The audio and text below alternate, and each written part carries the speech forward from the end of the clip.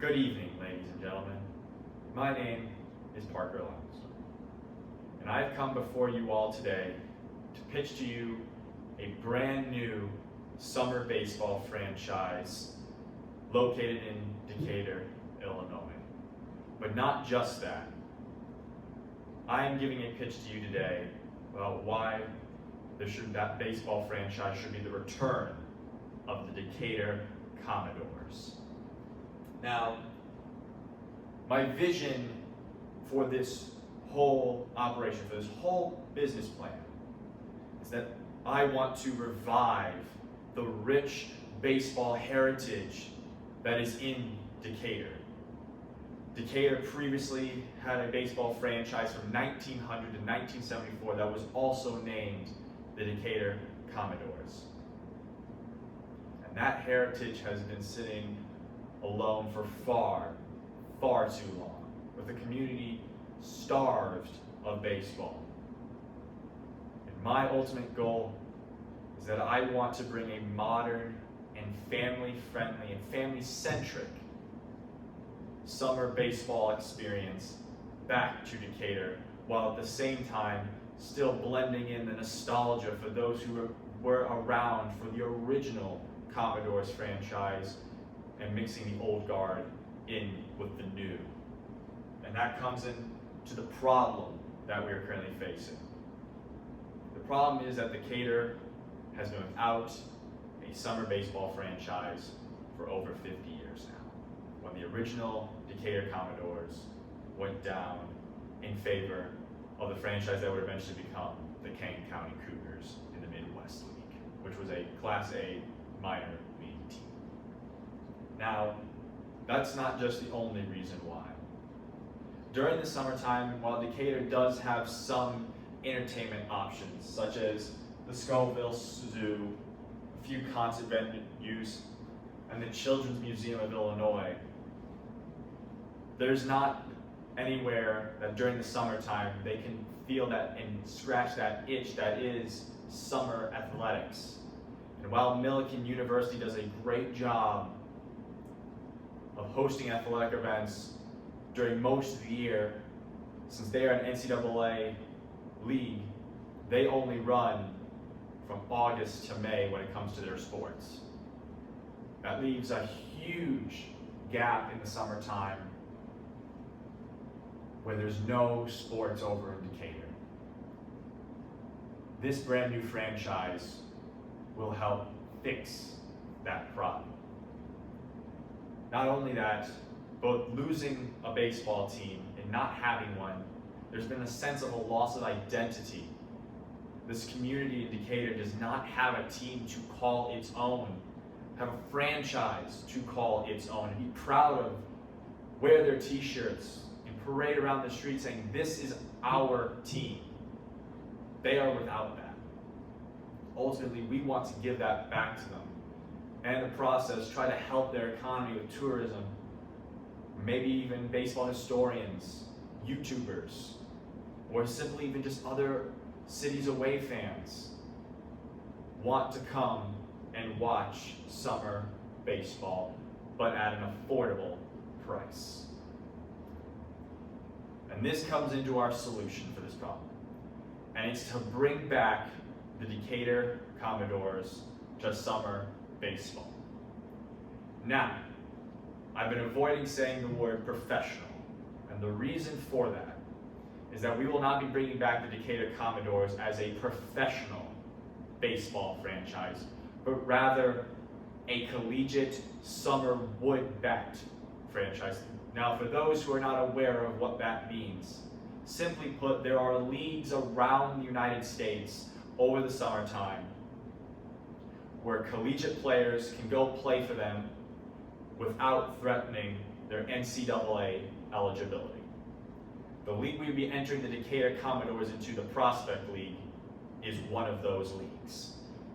And the nice thing about entering into this league is that it would give us a chance to partner with Millikin University on a chance to use not just their baseball fields, but all of their baseball facilities, whether it be batting cages, or using their equipment, using their storage facilities, whatever it may be, we can get that through a partnership with Millikan University, because we can help get a tunnel and a funnel system going of not just players, but also potential students and interns to help out with the Decatur Commodores and creating a harmonious partnership between the two of us.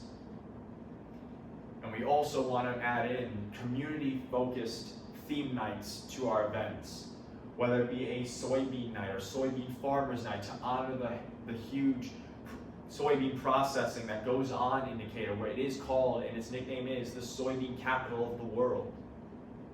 We want to honor that with this franchise. We also want to have other theme nights. One night where we have throwback uniforms, where we get uniforms that look like the old Decatur Commodores uniforms and wear them for a night with their old logo.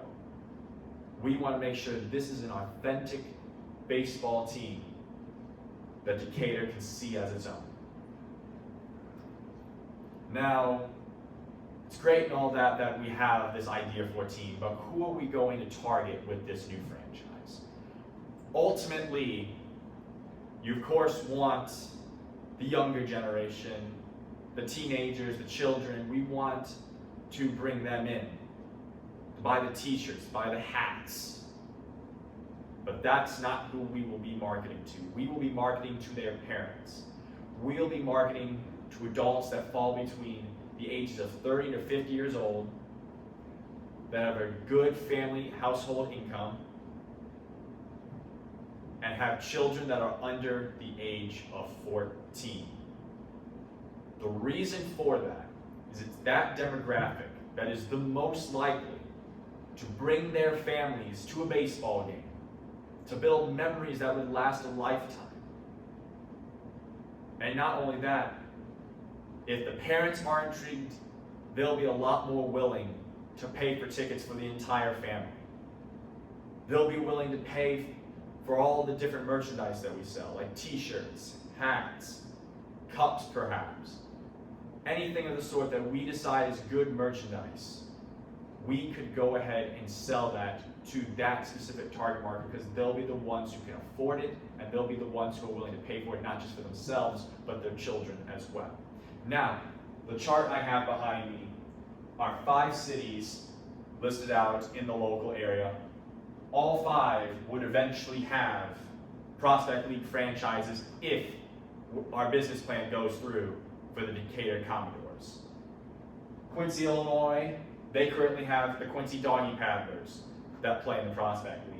Springfield, Illinois has the Springfield Lucky Horseshoes that are in the Prospect League. Clinton, Iowa has the Clinton Lumber Kings. Burlington, Iowa has the Burlington Bees. All of these are very popular and successful franchises in the Prospect League. And if you look at this chart, their populations compared to Decatur is night and day. There is a much bigger population in Decatur than Clinton, Burlington, and in Quincy. But yet Decatur does not have a baseball franchise. Now granted, it is a small population in Springfield, but if cities like Quincy, Clinton, Burlington can have baseball franchises that have been successful, that will last for decades. In the case of Clinton and Burlington, they were minor league affiliates in Class A in the Midwest League as recent as 2020. And their ball clubs are still going strong, with Clinton being near the top of the Prospect League year in and year out since they joined the league in 2021 in attendance. It is possible for the population size for Decatur to succeed. And the average age of these communities is around the same area. For Decatur, it's about 39.9 years old. And if you go down the list, we're seeing with Quincy and Springfield, it's roughly about 40, while with Clinton and Burlington, they're exactly the same at 42.8. All these communities have about the same average age in their community, and they are able to have baseball franchises that are successful, bring in profits, bring in fans, and are able to give them a good summertime experience that they can only find in their city. And if you look at the average household income, while Decatur may be on the lower side of things, they're still comparable to that of Quincy, Springfield, Clinton, and Burlington. So it is potential for these franchises to exist in these towns, but yet still give an affordable experience and still turn a profit and still be in operations for not just years, but decades to come. And kind of give you a little more context about the league we'd be entering into with the Prospect League. Like I mentioned, it is a collegiate summer woodbat league where collegiate players during their off-season, during their summer break, can come in, sign a contract, and play for our team. Now, on the interpretation of the eligibility, these players would not be paid. This is not just a Prospect League thing. This is something that is completely nationwide when it comes to summertime baseball. But the experience and the coaching that the players can get in this league is so much more hands-on that if we have people like freshmen and sophomores coming in that really didn't get a lot of playing time at their school during their season, they can come here and get that experience and get that training so that when they come back to play for the next upcoming season, they're ready to go. And they're ready to go into the starting lineup for their team any day of the week. The Prospect League overall contains currently 18 teams. And these teams spread all over the state of Illinois, state of Missouri, Iowa, Tennessee, Indiana, Ohio, and Pennsylvania.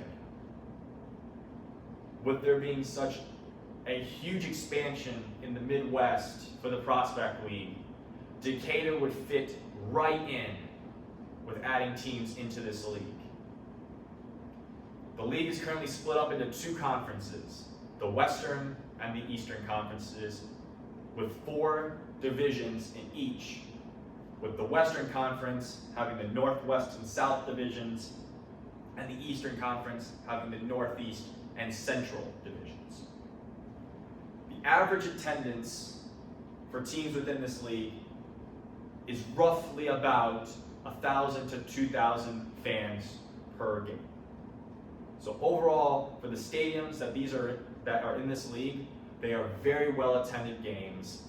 The communities will come out and support their teams if they feel like that team is appropriately and correctly honoring the heritage and legacy of not just what came before with the previous Commodores, but the heart of the city of Decatur as well. And for the Commodores, it wouldn't be a lot of traveling expenses. Depending on which conference and which division the league would want to throw the Decatur Commodores into would depend on traveling. The 2 most ideal divisions are ironically in the 2 separate conferences. The Commodores could be thrown into the Central Division with teams like the Normal Corn Belters, Springfield Lucky Horseshoes, Danville Dans, Terre Haute Rex, and Dubois County Bombers.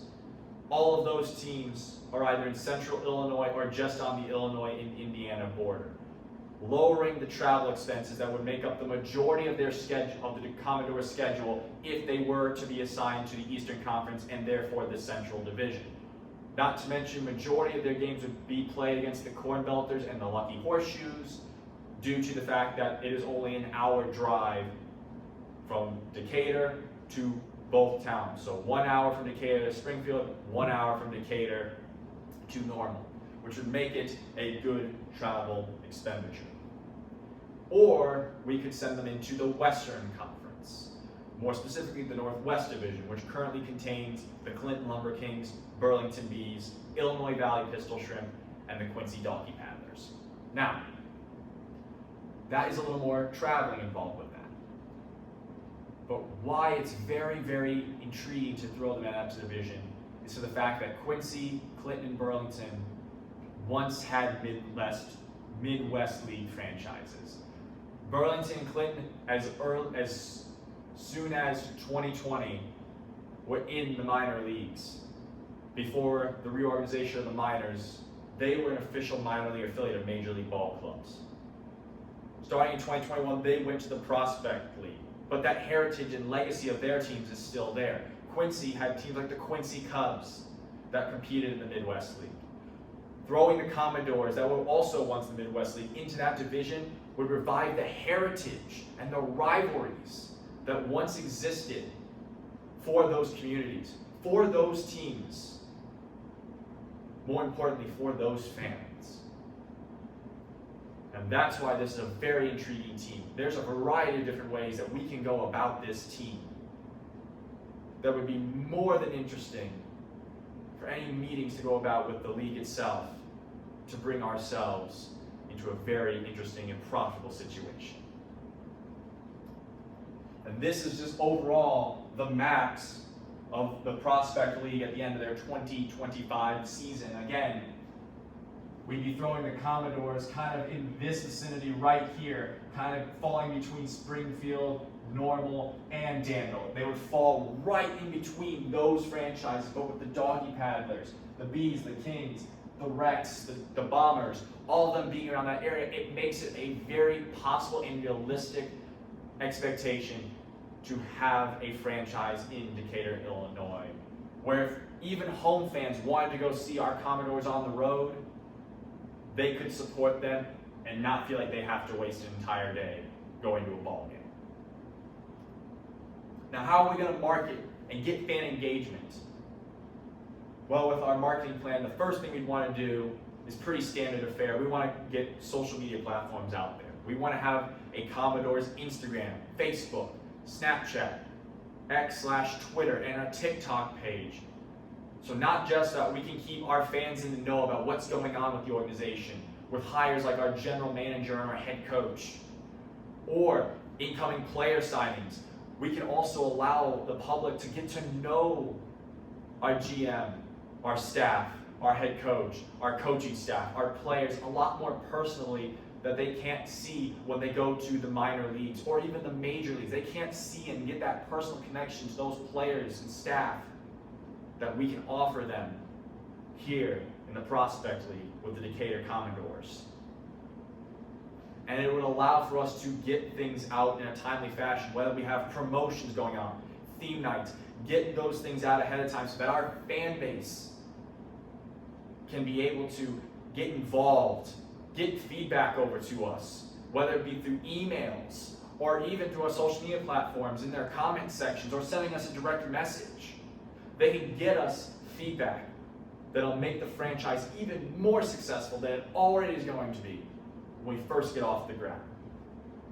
We're also going to want to do community outreach. We're going to want to visit local schools and youth baseball programs.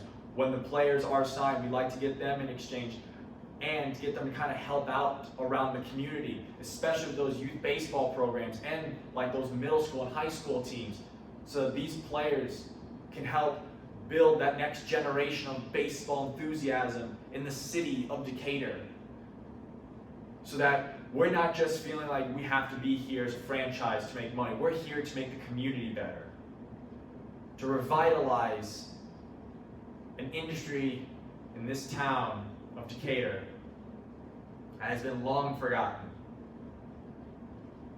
And we are here to ensure this franchise will be around for decades and decades to come. And also with visiting local schools, we can get different programs going around. When I was a kid, my local team, the Kane County Cougars, had a program where you read a certain amount of books for a certain amount of time, you get to different bases on this piece of paper. And if you were able to get all around the bases, you'd be able to get a ticket to a game, for one game that year. And then you could add on additional tickets that your parents could pay for so your family could go and watch the game. And that is something I would be interested in doing here for the Decatur Commodores, like to again get that community feeling there. We'd also want to use our traditional media. We'd want to use Decatur's local TV markets and radios and newspapers. We'd want to get ads out there and even get in for interviews.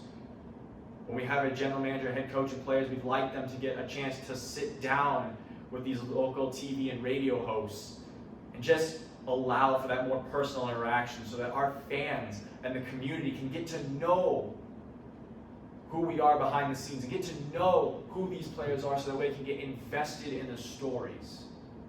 That is our ultimate goal with this whole plan.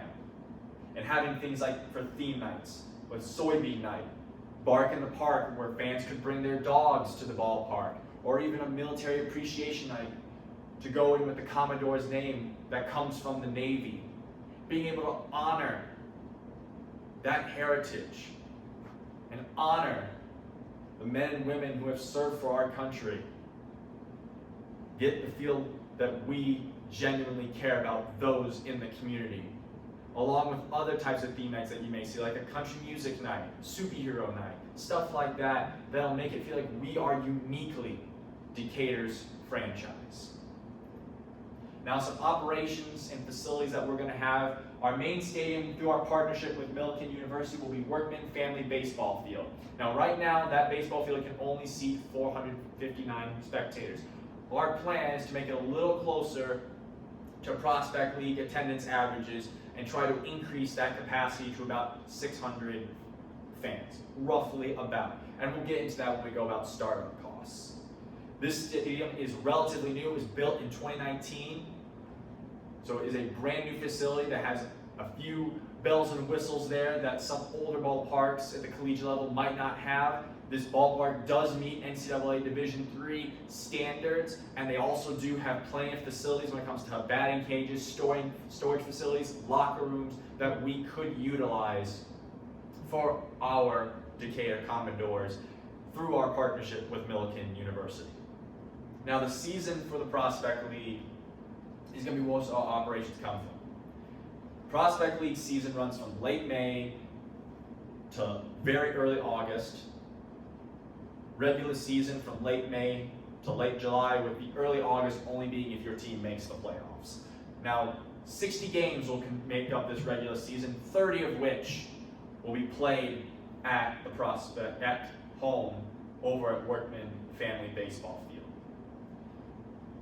But whether it be during the season or in the off season, our staff that works full time, like our general manager, will be constantly recruiting players and ensuring that their eligibility is secure and that they can go back to their school the next school year and play their sport. While also having a head coach who ideally we would have as the Millikan University head baseball coach can create a development system through the Commodores to help increase the likelihood of the success of the Millikan Big Blue baseball team. Now, our organization is going to look like as such. We're going to have an ownership group that goes with local investors. We also are interested in hearing from two different ownership groups and hearing their input. The one that owns the Normal Corn Belters and O'Fallon Hoots, and the other which owns the Springfield Lucky Horseshoes and the Quincy Doggy Paddlers.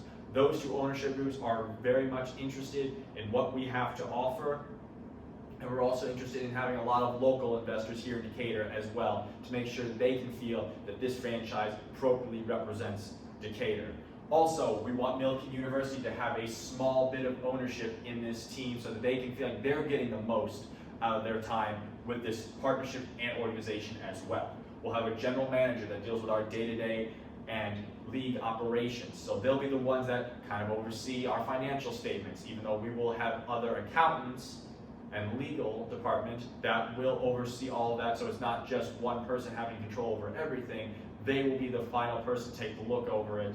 And also they'll be the one that is communicating with the league to make sure we are meeting league standards and keeping up with our league fees to make sure this team is still going to be in existence. Our head coach, he's going to be the head not just of recruitment, but player development. As I mentioned earlier, ideally this would become the Millikan University head baseball coach, but he would be responsible for making sure that he can get a team on the field every summer, and he'd be the one that is responsible for player development.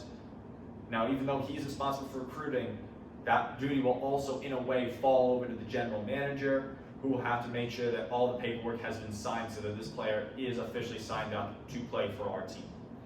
For our marketing director, they'll be the one that's responsible for all the fan engagement and all the sponsorships that we're going to be going through. We'd like to get a lot of sponsorships from local businesses like ABM and Caterpillar and other places like local banks that exist in Decatur.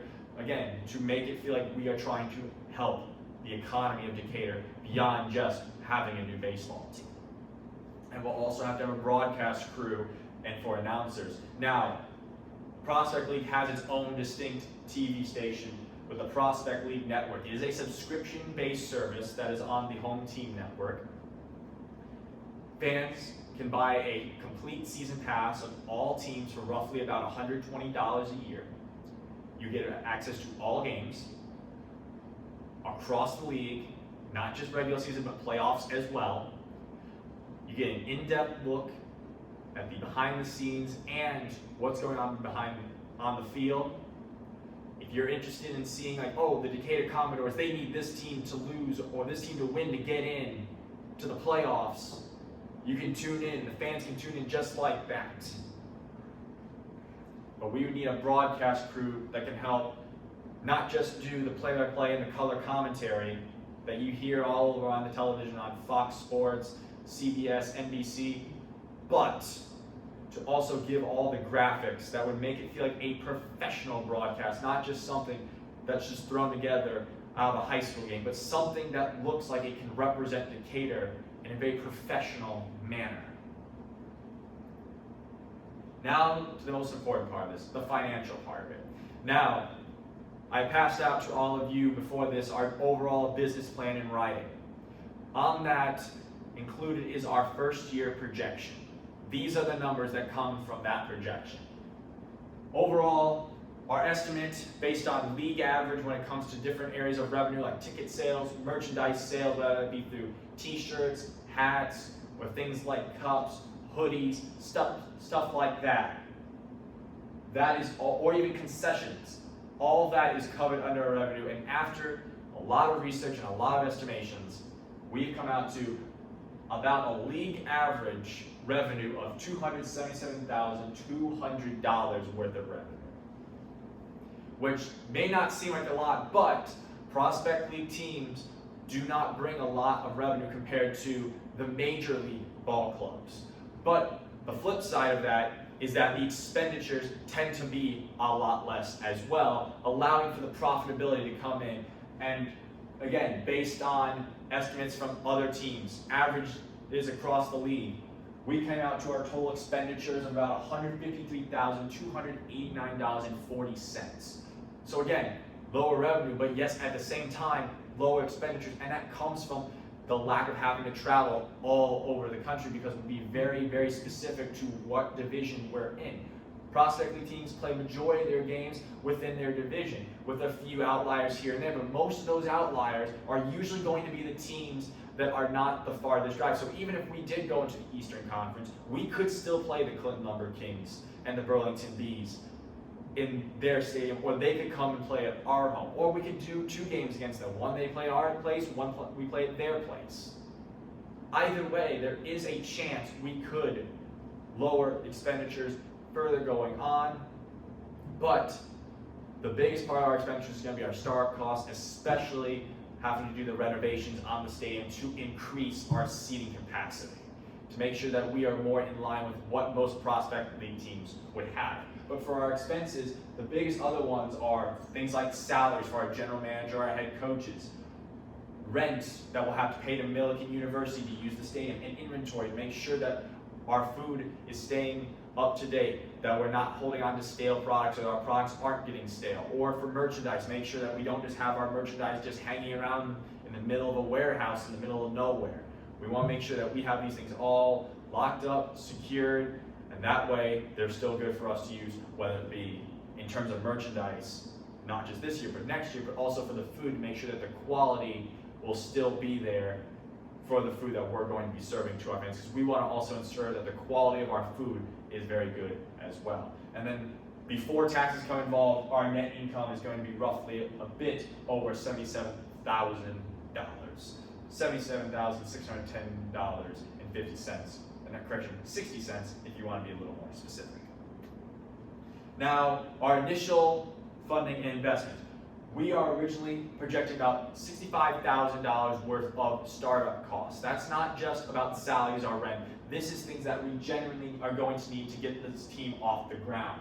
We need $10,000 in terms of stadium branding, getting signage, and getting some minor renovations when it comes to seating to make sure that we can make this place look like it's not just the Decatur Commodores play on the Milliken Big Blue baseball field. It looks like it is genuinely our baseball field, and it's Decatur's baseball field. We need $5,000 to get a digital ticketing system set up to make it a lot more faster for letting people into games so they don't always have to come to the box office and pay for the tickets in a physical manner. They can buy it online, we can scan it right at the front gate, which also, again, comes into this where we'd also have to get a website set up for our official team website where the ticket purchasing would come through. And with that, we will be able to get our fans in the stadium quickly so they can enjoy the wonders of Decatur Commodores baseball. We need $15,000 in terms for our player uniforms and equipment, $4,000 for merchandise inventory, so that way we have a proper place to store them, along with a bunch of other startup costs that we do have, like office setup, marketing, promotional campaigns. Overall, total startup costs come up to about $65,000. So we are asking for at least the startup costs for an initial $65,000 to get everything ready. Ideally, though, we would like investments to be more than that. We're looking for more in that $100,000 range. That way we can have some extra money, so that way we can put it more towards this. But to break even and get exactly where we are, we need startup costs of about $65,000. In closing, I hope this makes you a lot more aware of the potential that Decatur, Illinois has for a prospect league franchise, and that there is a desire to have baseball back in Decatur for the summertime. Now remember, we're not just reviving Decatur's past through bringing back the Commodores. We are trying to build Decatur's future, not just in baseball, but in economic success as well. Thank you. Now I will open the floor over to any questions that may arise. All right, so that is my presentation, Professor Chen. I hope you enjoyed it. I hope I was able to cover all the ground that you wanted from this, and I hope you enjoy.